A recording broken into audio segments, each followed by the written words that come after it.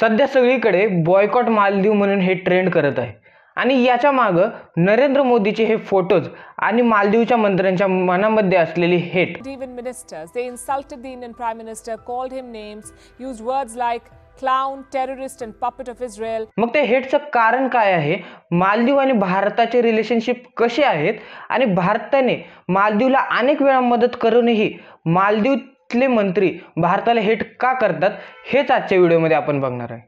भारताचे पंतप्रधान नरेंद्र मोदी यांनी लक्षद्वीपला व्हिजिट केलं.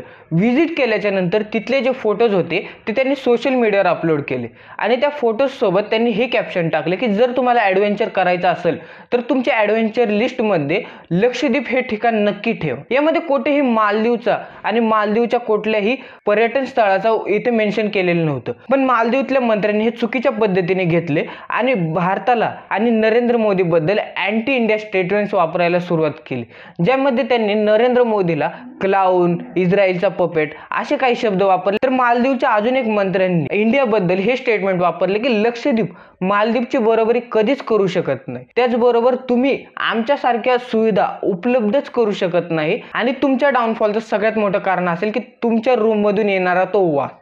असे काही भारताबद्दल स्टेटमेंट्स वापरले.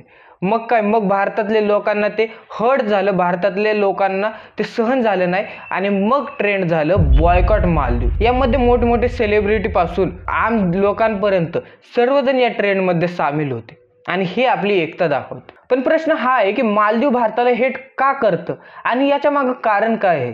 कारण आधीपासून मालदीव भारताला हेट करतच नव्हतं. भारताने वेगवेगळ्या जागी वेगवेगळ्या स्वरूपात आणि अनेकदा मालदीवला मदत केलेली आहे. 4 डिसेंबर 2014 रोजी मालदीवमध्ये वॉटर टँकला आग लागली आणि या आगीमुळे मालदीवमध्ये वॉटर क्रायसिस आले. तिथं प्यायच्या पाण्याची सुद्धा सोय उपलब्ध नव्हती. तेव्हा मालदीवमधल्या मंत्र्यांनी भारताकडे मदत मागितली आणि त्यांच्या या विनंतीवर भारताने मालदीवला मदत केली आणि एक ऑपरेशन नीर हे लॉन्च केलं.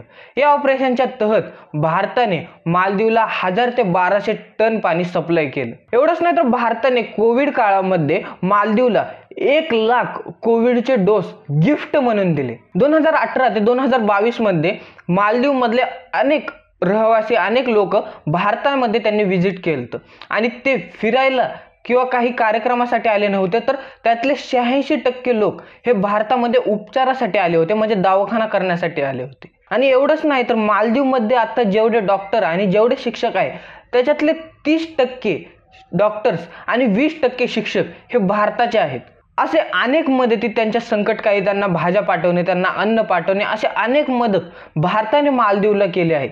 तरी देखील हे भारताला हेट का करत आहेत. तर ह्या हेटची सुरुवात अशी अचानक आलेली नाही, तर या हेटची सुरुवात मालदीवच्या प्रेसिडेंट इलेक्शन पासूनच झालेली आहे, ज्यामध्ये सध्याचे जे प्रेसिडेंट आहेत मोहम्मद मोइझू आणि तेथील party progressive party of Maldives आणि PNC यांनी जेव्हा अँटी इंडिया स्टेटमेंट्स दिले, त्यामध्ये सध्याचे प्रेसिडेंट यांनी हे सांगितलं की मी निवडून आल्याच्या नंतर सध्या मालदीवमध्ये तैनात असलेले भारताचे जे सैनिक आहे त्यांना मी परत इंडियामध्ये पाठवल, कारण हे आपल्या मालदीवसाठी खतरा आहे. आणि तुम्ही विचार करा की तेथे भारताचे सैनिक किती असतील, तर फक्त 75 सैनिक आहेत आणि ते हे विचार करत आहेत की या 75 सैनिक सोबत आपण मालदीववर कंट्रोल करण्याचा प्रयत्न करत आहोत. पण हे पॉसिबल नाही आणि याच स्टेटमेंटवर तिथले जे सध्याचे प्रेसिडेंट आहेत मोहम्मद मोइझू हे निवडून आलेले आहे. पण प्रश्न हा आहे की एवढी मदत करून, एवढा मालदीवला सहकार्य करून, त्यांच्या संकटकाळी उभं राहून मालदीवचे प्रेसिडेंट भारताचा विरोध का करत आहे. याचं कारण म्हणजे ते प्रो चायनिस्ट आहेत, म्हणजे त्यांचा झुकाव हे चायनाकडे जास्त आहे. तर व्हिडिओ कसा वाटला मला कमेंट करून नक्की सांगा. व्हिडिओ आवडला असेल तर व्हिडिओला लाईक करा आणि चॅनलला सबस्क्राईब करून बेल नोटिफिकेशन नक्की ऑन करा. या चॅनलला असेच भारी भारी व्हिडिओ येत असतात. तर भेटूया आणखी एका नवीन व्हिडिओमध्ये. तोपर्यंत जय महाराष्ट्र.